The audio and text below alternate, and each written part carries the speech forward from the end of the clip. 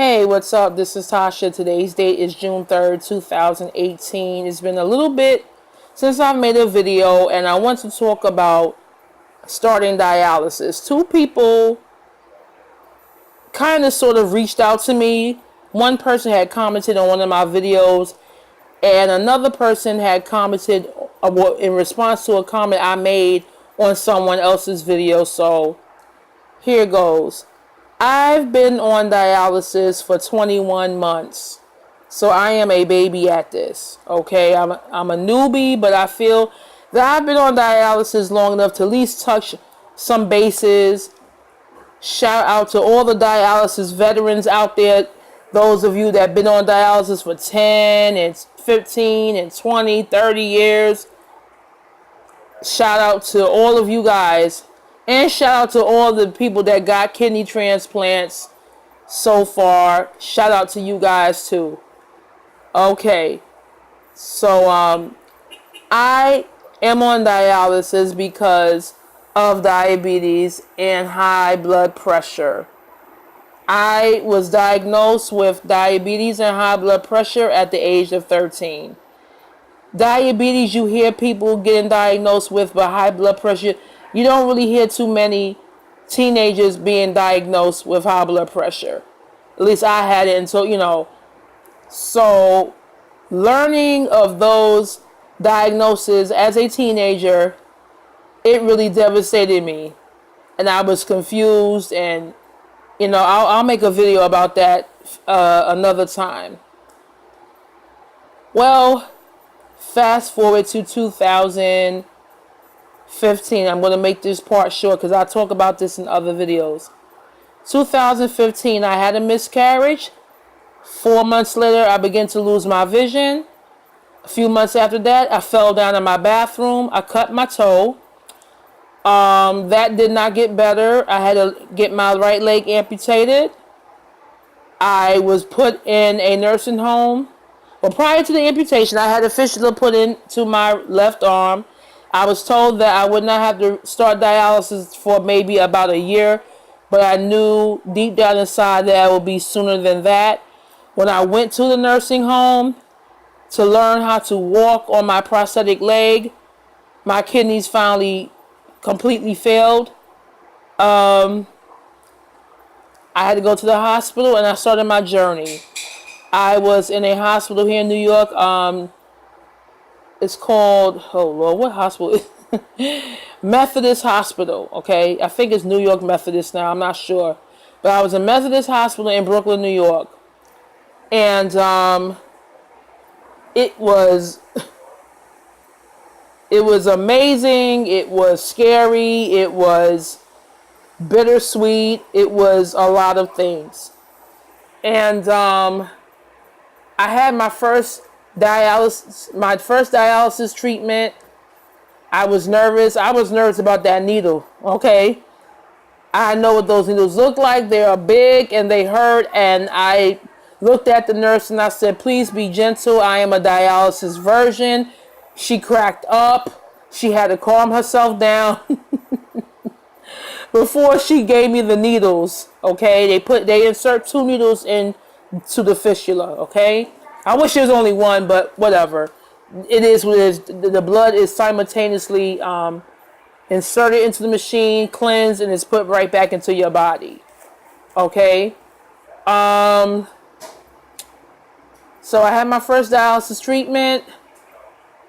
Then the second dialysis treatment, my fistula had infiltrated. That means it's just like the vein swells up, your area swells up, and it's not able to be used for a while.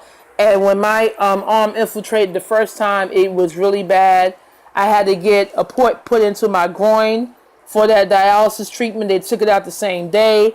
I got scheduled to have a catheter put into my chest. That hurt like hell for the first 2 or 3 days. That was removed 3 months later.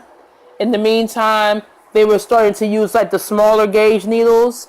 And as my fistula matured, I think right now my needle is 17. I'm not even, Lord have mercy, I should know this, but I forget. Yeah.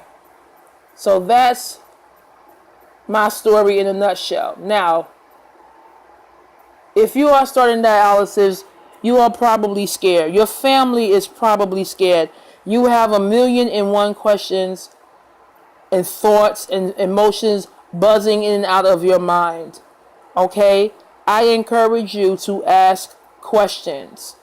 There's nothing wrong with doing research on your own. I encourage people to do research on their own about dialysis, about how it's done, about the diet, about the side effects, everything that entails with being on dialysis. You should know, or you should be learning as you go along, because I don't know everything. Ask questions, ask questions, ask questions. If someone does not want to answer your question, you can always find somebody else that can answer your question. You're on YouTube, you can look at a lot of videos. This person I want to shout out, but I don't have their permission, so I'm not going to do that right now. But I'm going to ask this person if I can shout out their channel, even though it's public, but I just don't, I don't want to do that. So, yeah.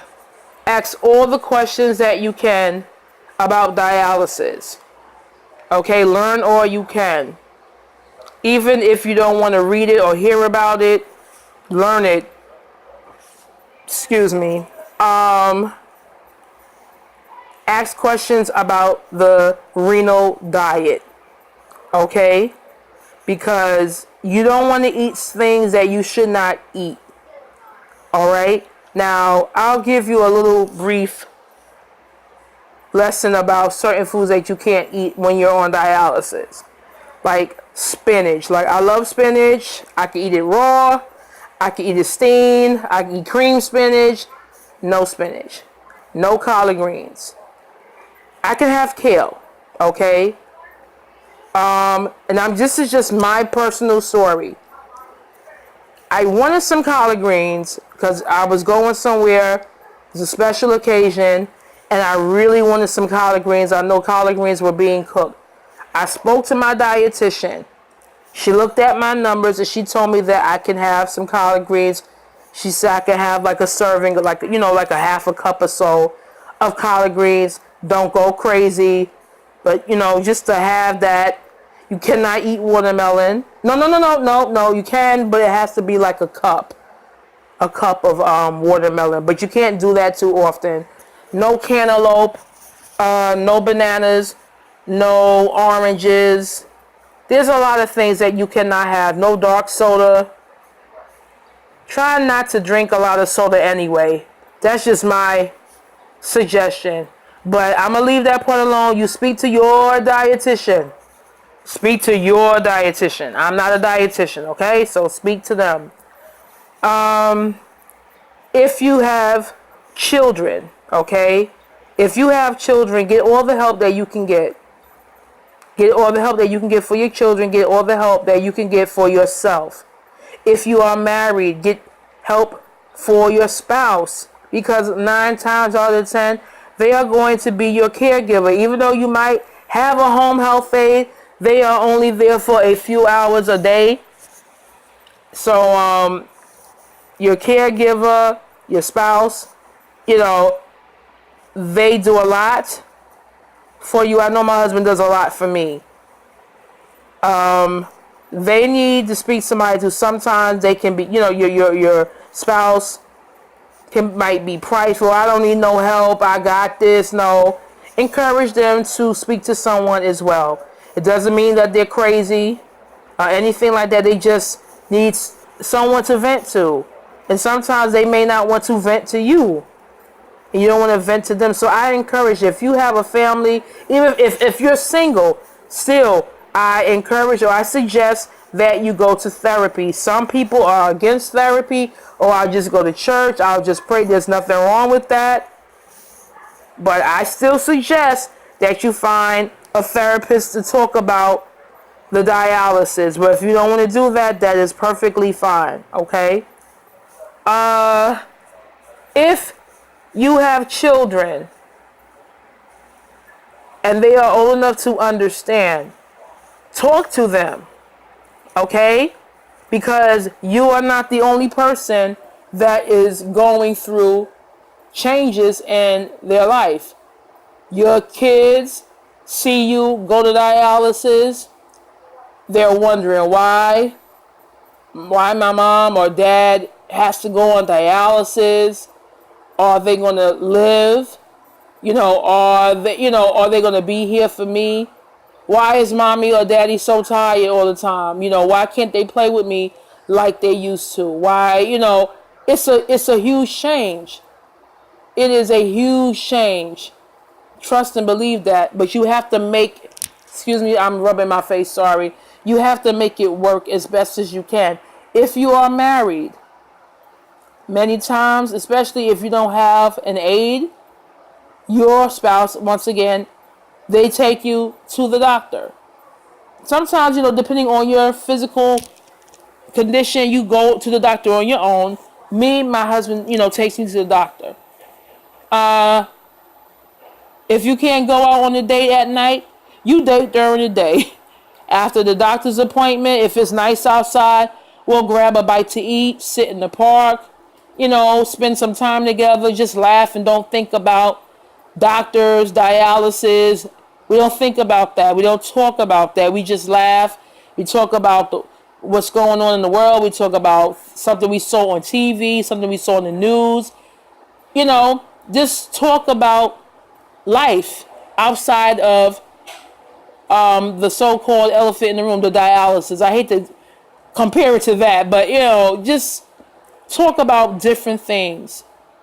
Still love one another. It's not easy because you are spouse / client or patient, and then your caretaker is caretaker / spouse, nurse, therapist. It's a different dynamic. Okay, I don't want to repeat the same thing. If you need help, get help. Like any help that you need, there's a lot of help out there for dialysis patients. I have to get on my grind. Someone that I know sent me information about some help I can get, and I don't have to text on my phone. I'm going to have to call them and ask if they could please resend it to me, and I can start doing some things. Join a support group, a dialysis support group. Some centers may have a support group. If not, they have support groups in the hospital, clinics, whatever area you live in. Find out. If there's none, start one. Maybe you could start one, at a local community center or a restaurant, once a month or so. I don't know. Make it work. So everybody doesn't live in a metropolitan area where everything is right there. So you might have to be the one to be like, you know what?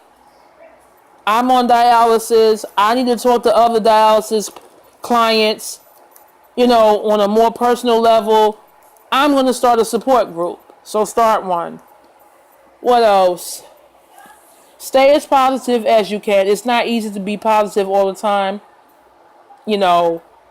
I'm just speaking for myself because everybody's personality is different. If you're a very positive person and you are positive, then hey, God bless you. But a lot of people on dialysis can deal with depression from time to time and suicidal thoughts. Okay? It's hard. Dialysis is hard on the body, on the mind, everything.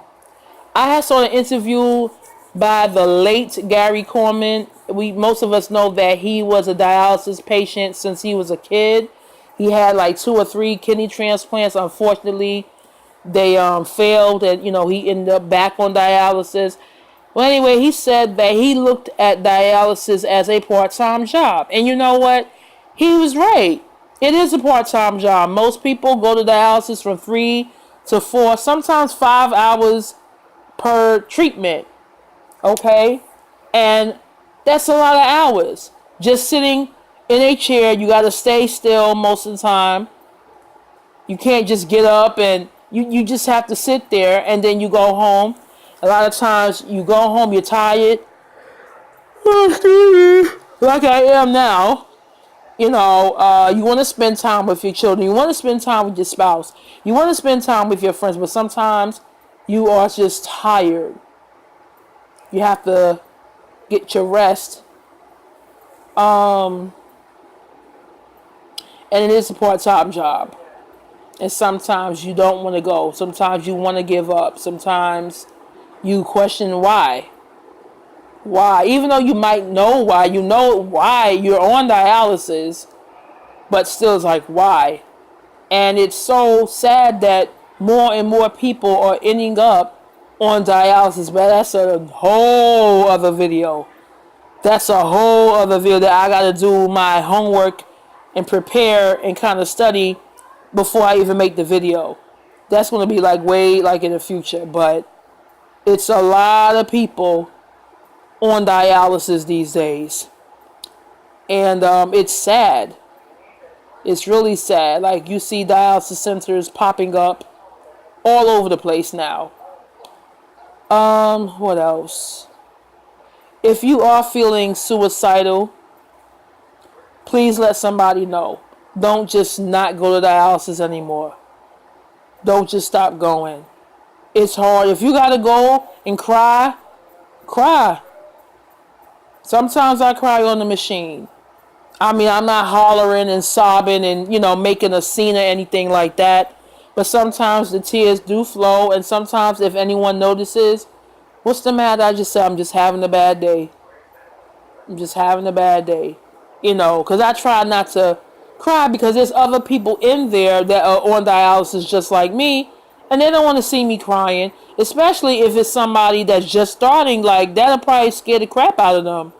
So, I try my best not to cry. I'll just pray in my mind or listen to some videos. I'll call my husband. I'll call my friend. And we'll just talk and I forget about it.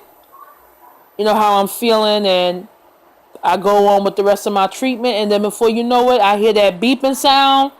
And I know it's showtime. And I'm off the machine. And I can go home. So, yeah, I hope that this video has helped. I know I did not cover everything. If you have questions, please leave your questions in the comments, okay? I will try my best to... No, I am going to do a question and answer video. So please leave these questions in my comments section, okay? Please, of this video. I mean, you can leave questions in my other videos, but... this video, please leave your questions and answers in the comments. And if I get enough questions, I will do a video answering those questions. Okay? So, until next time, this is Tasha. Have a great day. If you are going to start dialysis, you can do it. It's going to be okay. It's okay to feel scared. It's okay to cry. It's okay to ask questions. Just don't stay stuck for too long. That's all I have to say. So please leave your questions in the comment section. I would appreciate that because I would love to do a Q&A video. All right? Okay. Take care.